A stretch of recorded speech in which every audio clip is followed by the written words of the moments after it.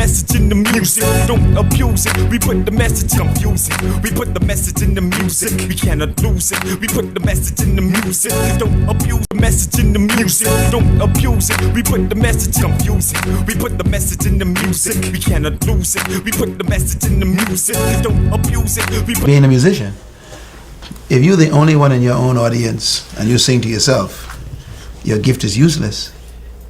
So life is about singing your song to the audience, playing your trumpet to the audience. You got to play music to the audience. And I think sometimes you got to play it to a small audience first, like David did with sheep.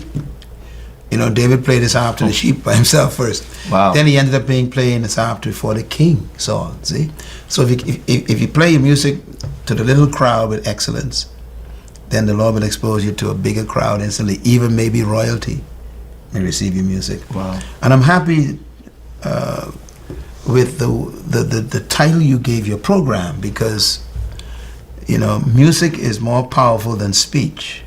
Right. You don't remember what people say, you remember what they sing. And this is why songs, we call it music.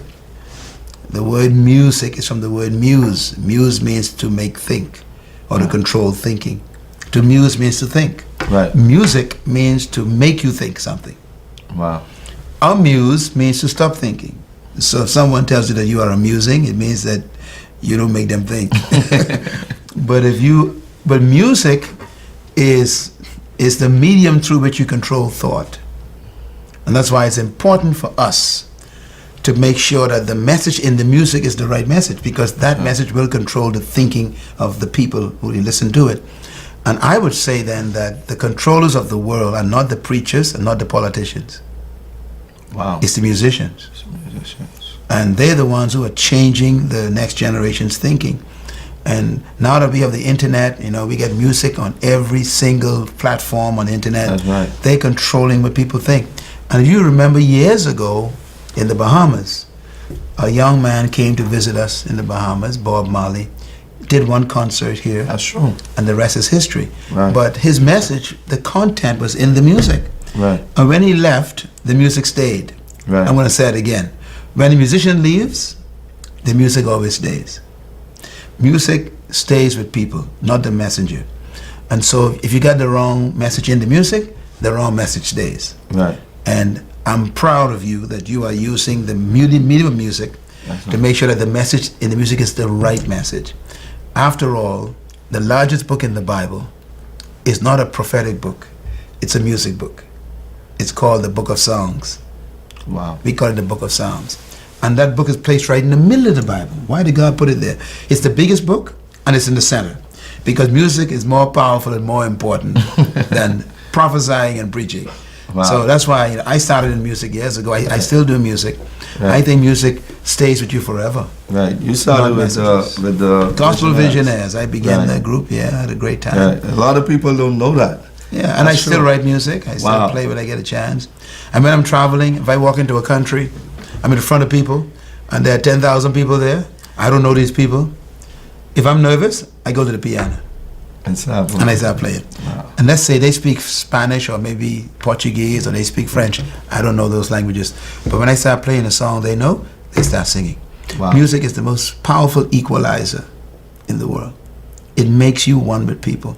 So I still use music to bring the right message and to bring relationships together. You know, I want to make a point right there, Doc, is because of you and allowing us to, one, our gift being exposed to the world. Besides our gift being exposed to the world, you've given us a large platform here at BFM, and then places you have invited us to sing. You know, I always wonder, I told my wife this at some point in time, I always wonder if, you know, I never got saved and God never brought me to this, I wonder where I would have been. And I got to thank God for you and Dr. Dave Burrows and everyone else here at BFM for giving us that platform, because you were not here, but the Christian Massive or the Monty J's or, you know, the artists would have been doing. And what do you think about the state of Bahamian music and gospel music at that?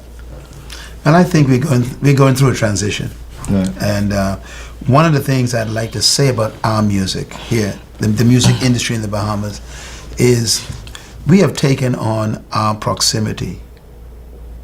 Now, what do I mean by that? Right. Because of our location, we are surrounded by Caribbean countries. We're also surrounded by the United States influence.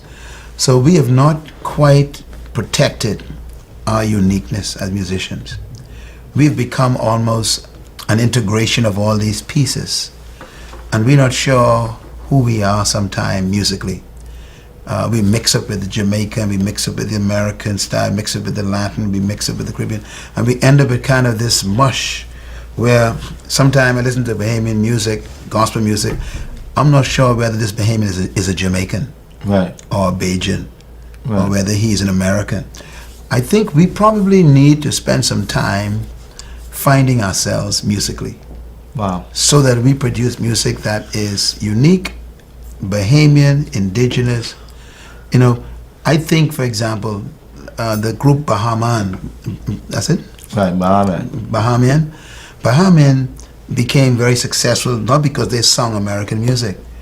Who Let the Dogs Out, for example, Right. is played all over the world. I was in France the other day, I was in the United States, I was in England, and they all know the song Who Let the Dogs Out. Right. But that's a Bahamian tune with a Bahamian beat, a Bahamian style. In other words, people don't want a duplicate of themselves when they want to listen to you.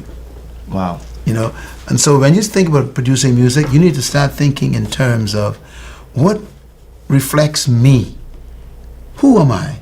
Am I a crossbreed between a Jamaican reggae and a U.S. contemporary and an Australian worship thing? Am I a combination, or is there a unique thing that is called the Bahamian musical, genre?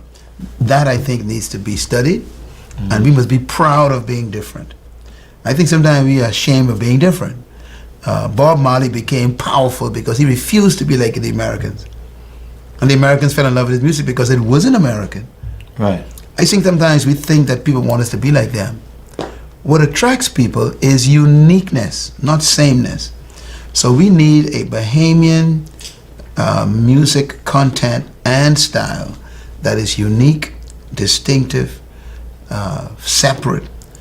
And even though you may feed on the other influences, it should produce something that is yours and uniquely yours, so that you have a place in the world.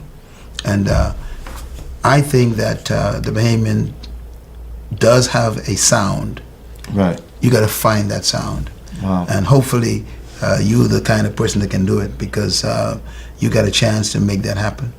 So that's my take, and I encourage all musicians and songwriters and producers and artists to start falling in love with your differences, your uniqueness.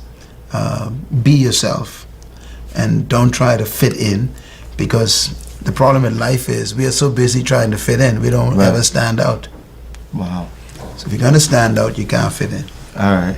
Thank you very much. Thank you. It's been a pleasure. Joy having you, sir. The sound and the content is in the music. TV. Thank you We very are much. for the year. God bless. All right. Thank you, sir. Bye.